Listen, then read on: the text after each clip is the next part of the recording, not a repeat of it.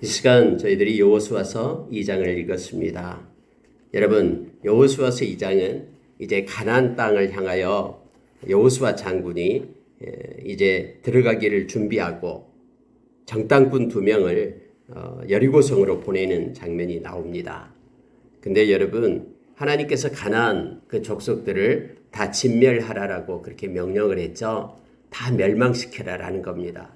생명이 있는 것들은 다 멸망시키라 하는데 다 죽지만은 그 중에 은혜를 입은 사람이 있다라는 것을 성경은 가르쳐 줍니다.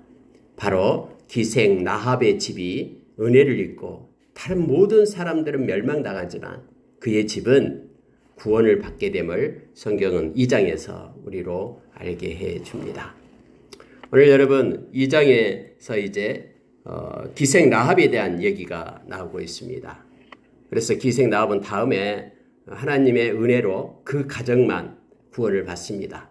그리고 알다시피 기생 라합을 통해서 예수 그리스도가 이 땅에 오시는 그러한 족보 속에 있음을 성경은 우리로 깨닫게 하죠. 우리가 여러분 마태복음 1장에 보면은 여인들이 예수님 족보 속에 등장하는 여인들이 5명이 있습니다. 근데 마지막 마리아를 빼고는 모두가 다 이방이고 이방 여인 또 천한 이들을 통해서 연결이 되었음을 보게 됩니다. 하나님께서는 우리의 힘들고 어려운 처지뿐만 아니라 하나님의 뜻 가운데 있을 때에는 고난과 또 도저히 그럴 수 없다라는 그런 상황 속에서도 하나님의 역사적인 구속사 흐름은 계속해서 그렇게 흘러가고 있음을 우리로 깨닫게 합니다. 때로는 우리가 인생을 살 동안에도 막 잘되고 뭔가 성공하고 뭔가 풍족하고 그럴 때보다도 힘들고 어렵고 지칠 때 하나님께서는 그 길을 통해서 하나님의 뜻을 성취하고 이루어 가시는 하나님을 우리가 자주 만나게 됩니다. 특히 우리가 여호수아서 2장을 읽을 때에 우리는 여러 가지 것들을 깨닫게 합니다. 몇 가지만 우리가 묵상을 하고요. 기도하는 시간을 갖겠습니다. 우리가 여러분 가나안 땅을 정탐할 때에 우리가 잘 알다시피 12명의 정탐꾼을 보냈던 적이 있었죠. 그들은 정탐하고 와서 도저히 우리는 그 땅 들어갈 수 없습니다. 이렇게 10명이 부정적으로 말했죠. 그들에게는 눈은 있었대. 눈은 있으되 즉 사람의 눈은 있으되 육신적인 눈은 있으되 영적인 눈은 가려진 이들이었죠. 오직 여호수아와 갈렙만 하나님의 마음을 가지고 영적인 눈을 가지고 그 땅을 바라보았죠. 그리고 40년이 지나서 이제 여호수아 장군은 또 정탐꾼이 이제는 2명을 보냅니다. 그런데 그 정탐꾼 2명이 겪었던 일들을 돌아와서 여호수아에게 말하기 시작합니다. 말하기 시작하는데 결과가 24절이었죠. 마지막 절요. 또 여호수아에게 이르되 진실로 여호와께서 그 온 땅을 우리 손에 주었으므로 그 땅의 모든 주민이 우리 앞에서 간담이 녹더이다 하더라. 이렇게 표현하고 있음을 봅니다. 이 간담이 녹다라는 표현은요, 하나의 그 수사법이에요. 히브리인들이 어떤 상황을 묘사할 때 구체적인 신체 부위를 가지고 그렇게 묘사를 합니다. 마치 눈에 보이듯 생생하게 묘사하는 그 수사학적 특징을 가지고 있는데 너무 떨어서 그들의 간담이, 간과 쓸개가 녹는 것처럼 지금 떨고 있습니다. 이제 하나님께서는 그 땅을 우리에게 주셨습니다. 여호와께서 그 온 땅을 우리 손에 주셨으므로 이제 그들이 우리 앞에 떨고 있습니다. 하면서 이제는 긍정적인 그러한 보고를 이들은 했음을 알게 합니다. 여러분 여리고성은 요단강에서 약 12km 정도 떨어져 있습니다. 그래서 우리로 말하면 한 30리길이 되죠. 그래 가까이 있어요. 근데 여리고성은 너무나 엄청난 성이었습니다. 그래서 그 역사학자들이 말하기를 성을 쌀 때 2개로 쌌어요. 그러니까 안쪽 이렇게 성을 쌓고 바깥쪽으로 성을 쌓는데 그 중간은 비워놨어요. 중간의 길이가 약 5m 정도로 비워놓고 바깥쪽과 안쪽을 싸가지고 이런 성이었거든요. 그래서 바로 들어오지 못하게끔. 그리고 안쪽과 바깥쪽 그 성 위에다가 집을 지은 거예요. 성 위에다가. 그래서 오늘 이 기생 라합의 집도 이 성 위에 있는 겁니다. 이렇게 바깥과 안에 중간에 약 한 5m 정도 떨어져 있는 것 위에다가 이렇게 나무를 대고 그 위에다 집을 지었어요. 그래서 창문이 바깥쪽으로 나도록 그렇게 했죠. 그런 집에 기생 라합의 집에 집이 있었음을 성경은 보여주고 있죠. 근데 이 정탐꾼이 어디로 들어갔냐면은 기생 라합의 집으로 들어갑니다. 술집이었죠. 근데 거기에서 왜냐면 원래 술집은 많은 사람이 모이니까 여러 가지 정보를 알 수가 있잖아요. 그래서 기생 라합의 집을 택해서 그곳으로 들어갑니다. 또 이 성이라는 것은 바깥하고 또 성 안하고 서로 가교의 역할을 하기 때문에 성 안에 있는 그러한 내용도 알 수 있고 또 성밖 내용도 알 수 있기 때문에 가장 그러한 정보를 그렇게 얻기 위한 좋은 장소가 이 라합의 집이었음을 우리가 잘 압니다. 그래서 여러분 4절에 한번 보십시오. 그 여인이 그 두 사람을 이미 숨긴지라 이르되 과연 그 사람들이 내게 왔었으나 그들이 어디에서 왔는지 나는 알지 못하였고 그 사람들이 어두워 성문을 닫을 때쯤 되어 나갔으니 어디로 갔는지 내가 알지 못하나 급히 따라가라. 그리하면 그들을 따라잡으리라. 이것은 지금 기생 라합이 거짓말을 하고 있는 내용이잖아요. 지금 여리고성 왕이 이제 사람을 보냅니다. 왜냐하면 소문이 났거든요. 정탐꾼이 들어왔다라는 소문. 그래서 가서 이제 라합에게 가서 너 집에 들어온 그 사람을 정탐꾼을 내놔라 라고 말하니까 이미 이 정탐꾼 2명을 갖다가 그 옥상에다가 지붕에다가 숨겨놨죠. 그러고 나서 하는 얘기가 없다, 나갔다, 들어왔으나 나갔다, 빨리 가봐라 이렇게 거짓말을 했습니다. 여러분 여기서 우리가 하나 생각해야 될 것은요. 이 라합의 그 거짓말, 라합의 말이 정말로 이거 거짓말인가? 여기에 대해서 우리가 생각해 볼 수 있습니다. 우리가 정직해야지 이렇게 거짓말하면 되나라고 말할 수도 있잖아요. 근데 여러분 이것을요. 여리고성 입장에서 보면은 진짜 라합이 매국노죠. 나라를 팔아먹는. 왜냐하면 자기 나라가 멸망을 당하잖아요. 근데 여러분 이것을요. 하나님의 관점에서 보면은 하나님의 일이 성취되고 이루어지는 데에 그가 쓰임을 받게 되는 것을 알게 됩니다. 여러분 이와 같은 일들은 세상에서 많이 일어나죠. 예를 들어 일제시대에 이 일본의 편에 선 사람들은 그 매국노가 되었잖아요. 근데 우리나라 편에 선 사람들은 애국자가 되는 것처럼 이와 같은 관점이 굉장히 중요합니다. 그런데 여러분 여기서요. 이스라엘의 정탐꾼을 숨겨준 사실과 관련해서 사실 그대로를 만약에 여리고 군사들에게 말하지 않았다는 점에서 본다 그러면 거짓말이라고 말할 수도 있습니다. 그렇지만은 거짓말의 본질이 뭡니까? 거짓말의 본질은 바로 악한 마음으로 자신의 이익을 위해서 다른 사람을 기만하는 행위가 거짓말이잖아요. 만약에 악한 마음으로 자기의 이익 때문에 다른 사람을 기만하고 거짓으로 말하는 것이 진짜 이게 거짓말이죠. 근데 여러분 라합이 만약에 숨겨두었다가 만약 들통이 났다 그러면은 라합의 가문은 다 죽습니다. 라합은요 자기 자신을 위해서 자기 자신의 안전을 위해서 이 정탐꾼을 숨겨둔 게 아니에요. 만약에 그럴 목적이었으면은 지금 현재 상황 속에서는 그 정탐꾼들을 갖다 내줘야 되잖아요. 그러면은 여리고 왕으로부터 표창장을 받겠죠. 그런데 라합은 지금 자기 목숨, 가족의 목숨을 걸고 이 정탐꾼을 숨겨준 거예요. 왜요? 라합은 하나님에 대한 신앙이 있었기 때문에 그렇습니다. 그러니까 우리가 어떤 일에 있어서 나의 신앙을 지킬 것인가 아니면은 내 지금 현재 순간의 만족 그리고 현재 순간 자기의 이익을 위하여 뭔가를 일을 행할 것인가 하나님의 영광을 위할 것인가 자기를 위할 것인가라는 어떤 문제에 부딪히게 될 때는 반드시 하나님 편에 서야 됨을 말씀을 깨닫게 합니다. 라합은 하나님에 대한 신앙을 어떻게 가졌을까요? 오늘 성경에 보면은 라합이 고백하고 있는 내용들이 쭉 나오고 있습니다. 라합은 이스라엘 하나님을 두려워하는 믿음을 근거해서 자신의 목숨을 걸고 이스라엘의 정탐꾼을 숨겨준 것입니다. 그래서 후일의 성경은 그 같은 라합을 그 전체 행동을 보고 믿음의 행위라고 그렇게 규정을 합니다. 히브리서 11장 31절에 보면은 성경은 라합에 대해서 믿음의 그냥 그 반열에다 올려놓고 이렇게 표현하고 있습니다. 히브리서 11장 31절 믿음으로 기생 라합은 정탐꾼을 평안히 영접하였으므로 순종하지 아니한 자와 함께 멸망하지 아니하였도다. 이렇게 되어 있습니다.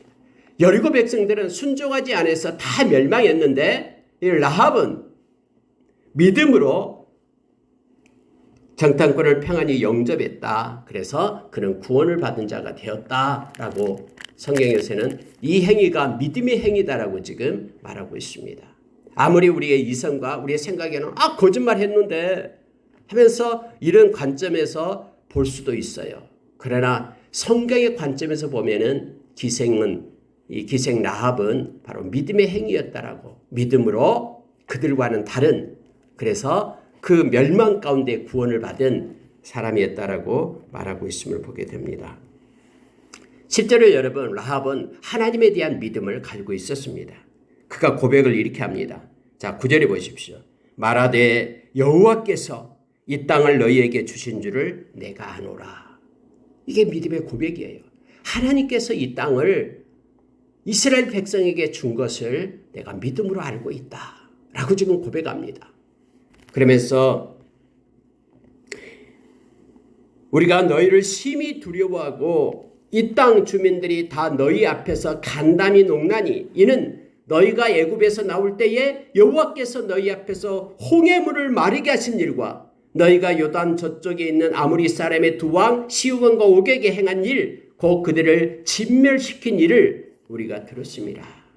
그래서 우리가 듣자 곧 마음이 녹았고 너희로 말미암아 사람이 정신을 잃었나니 너희의 하나님 여호와는 위로는 하늘에서도 아래로는 땅에서도 하나님이시라. 여러분, 하나님은 살아계신 하나님이시고 하나님은 하늘의 하나님뿐만 아니라 이 땅 천지에도 땅에도 하나님 되심을 지금 이 라합은 고백하고 있는 것입니다. 하나님의 홍해를 가르고 하나님이 저 아모리 사람 두 왕이었던 시온 왕과 옥 왕의 행한 일, 그들을 진멸했던 일, 그 모든 것들을 우리가 다 들었다. 근데 이름 보십시오. 여리고성에 있는 사람들이 다 그 소식을 들었어요. 하나님에 대한 소식을 들었어요. 그런데 모두가 다 하나님을 믿기로 작정하고 신앙을 갖는 게 아니에요. 누구만 그랬습니까? 기생 라합만 그랬어요. 그래서 기생 라합은 그 살아계신 하나님을 내가 믿는다라는 거예요. 내가 알고 받아들였다. 그래서 믿는 자는 삶으로 나타내잖아요. 여리고성 다른 모든 백성들은 소리는 들었지만은 실제 삶으로는 나타내지 않고 우리가 싸워야 되겠다, 그들을 막아내야 되겠다 하면서 이스라엘 백성을 대적으로 여겼지만 이 기생 라합은 그 신앙을 그대로 받아들이고 실제 삶으로 생명 걸고 정탐꾼을 도와주게 된다라는 거예요. 실제 여러분 앞으로 어떤 일이 일어날지 몰라요. 왜냐하면 여리고성은 든든하고요. 누구도 무너뜨릴 수 없는 그런 아주 막강한 그런 성이었거든요. 그럼에도 이 라합은 하나님께서는 살아있기 때문에, 살아계시기 때문에, 반드시 이 땅을 주기로 했기 때문에 하나님은 역사하시고 일하신다. 나는 그 하나님을 알고 믿는다라고 지금 고백하고 있는 신앙 고백이에요. 여러분, 자기 나라를 배반할 만큼 자기 가족이 살아가고 구원 얻는 것이 더 중요합니까? 당연하죠. 우리가 여러분 이것을 가장 바르게 가져야 됩니다. 세상에 물리적인 나라들 있잖아요. 민족들 있잖아요. 그것은 이 땅에서의 삶으로 끝나는 거예요. 그러나 하나님의 백성이 되는 것은 영원한 삶을 살아가는 거예요. 하나님의 나라에는 민족이 필요 없어요. 하나님의 나라는 어떤 국가, 어떤 인종이 필요 없어요. 모두가 다 하나님의 자녀로 영원히 살아야 될 하나님의 나라예요. 그래서 우리가 저기 러시아가, 저기 중국이, 저기 일본이 우리와는 막 대적이다고 막 같이 믿는 사람끼리 싸우고 미워할 필요 없어요. 아프리카 우리와 인종이 다르다고 그 사람을 무시하고 멸시할 것 없어요. 예수 안에서는 모든 열방이 예수 믿는 사람은 하나의 형제예요. 그리고 영원히 하나님의 나라에서 살아야 될 백성이죠. 그래서 여러분 이 기생 라합은요, 하나님의 나라를 택한 거예요. 하나님의 자녀 되는 것을 택한 거예요. 그 민족에 속한 하나의 백성이 아니라 하나님 백성을 지금 택하고 있는 거예요. 그래서 성경은 믿음의 행위다라고 말하고 있는 것입니다.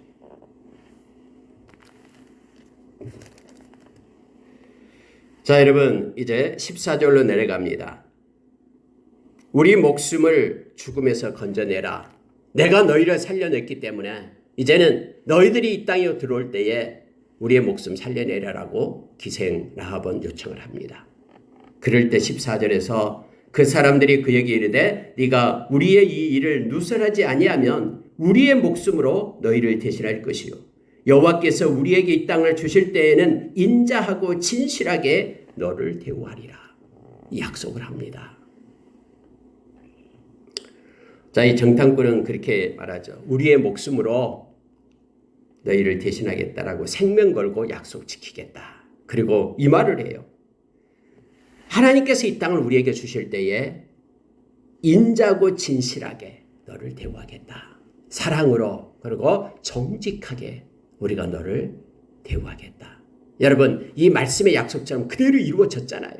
여리고성이 무너질 때 다 죽었지만은 라합의 가족은 인자하고 진실하게 하나님의 이름으로 그들이 대접을 받습니다. 그리고 그들이 예수 그리스도의 계보 속으로 들어오게 되었음을, 라합이 들어오게 되었음을 우리는 너무나 잘 압니다.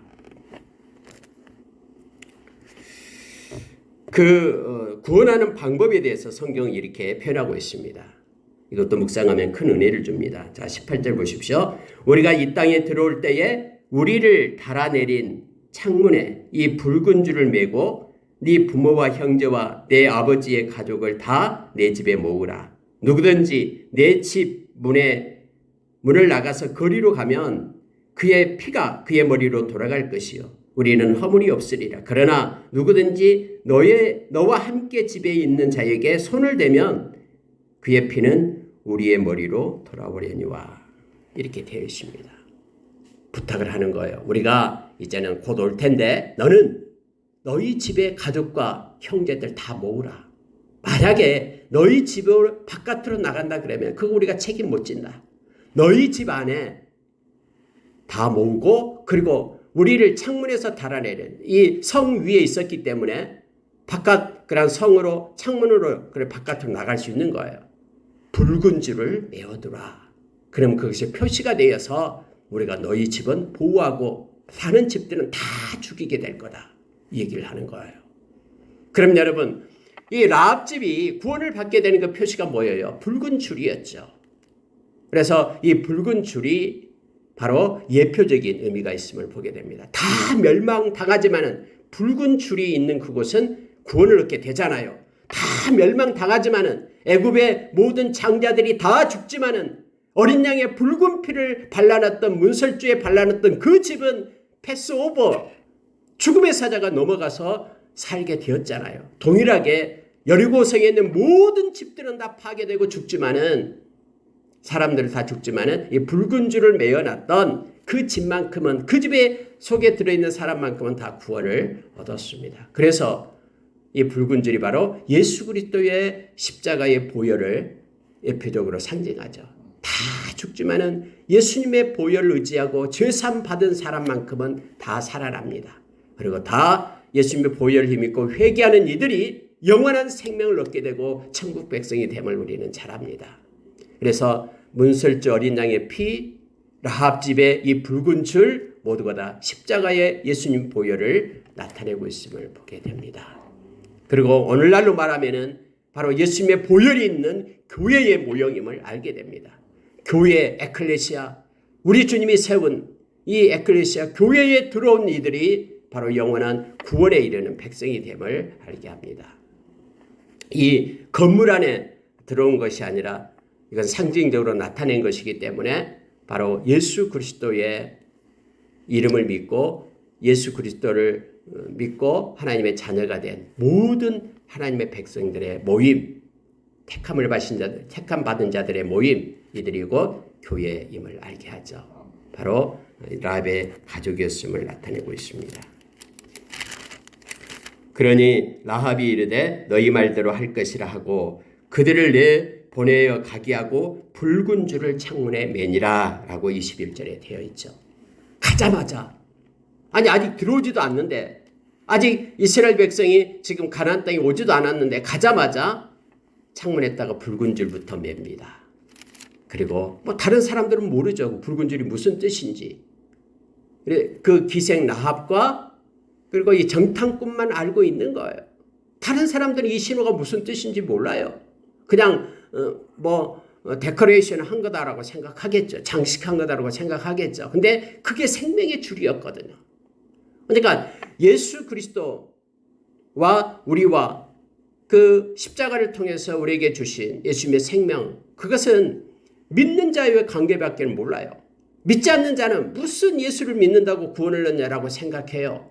믿지 않는 자는 성령에 대해서 알지도 못해요. 그러나 믿는 자는 우리가 예수님을 알고 주님이라고 부르고 하나님 아버지를 아빠 아버지라고 부르고 모든 인류 모든 우주를 창조하신 그 창조하신 분이 그 하나님 되심을 우리가 인정하고 고백하잖아요. 이 모든 것들이 바로 성령께서 주시는 것이거든요.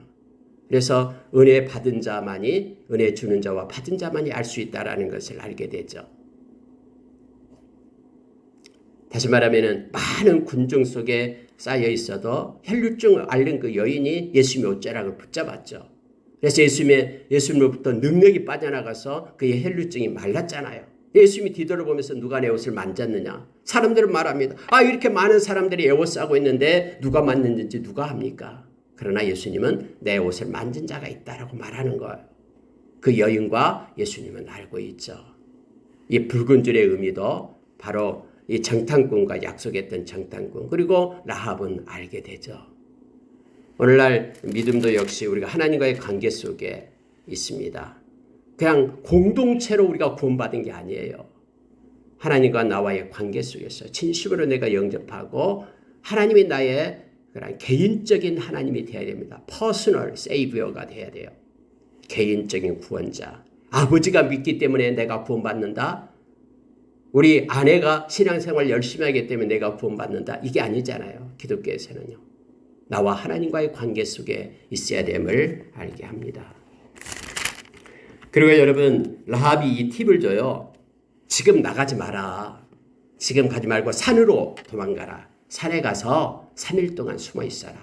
그리고 나서 지금 수색 작업을 벌이고 있는데 그들이 돌아오면은 그때서 나가라 라고 합니다. 그래서 이 라합의 말을 들어요.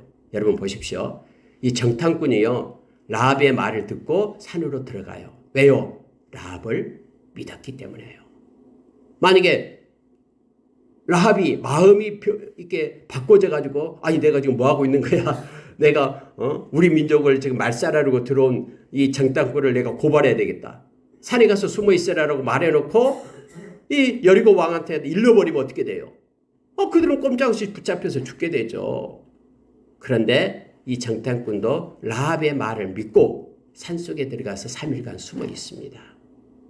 신뢰관계 속에 있었음을 하나님 안에서 신뢰관계 속에 있었음을 깨닫게 합니다. 아까 얘기했던 이 여리고와 요단까지는 12km가 되는데요. 막 샅샅이 사람 찾기가 뒤졌겠죠. 군사들이요. 한 3일 걸려요. 12km를 갖다 이렇게 찾는데. 그리고 그들이 사람이 없네. 이제 그리고 돌아온 다음에 그들이 돌아가서 여호수아를 만나서 세세하게 보고를 합니다. 여호수아에게 그들이 겪은 모든 일을 고했다라고 성경은 말하고 있습니다.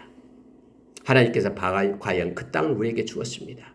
하나님이 라합을 보내가지고 하나님이 보내가지고 우리를 이렇게 돕게 했고 우리를 도와서 우리가 구원을 받은 것처럼 하나님은 그 땅을 우리에게 주셨습니다. 이런 생생한 보고를 정탐꾼이 하게끔 합니다. 그리고 이 정탐꾼의 보고를 받은 여호수아는 여리고성을 점령하러 출발합니다.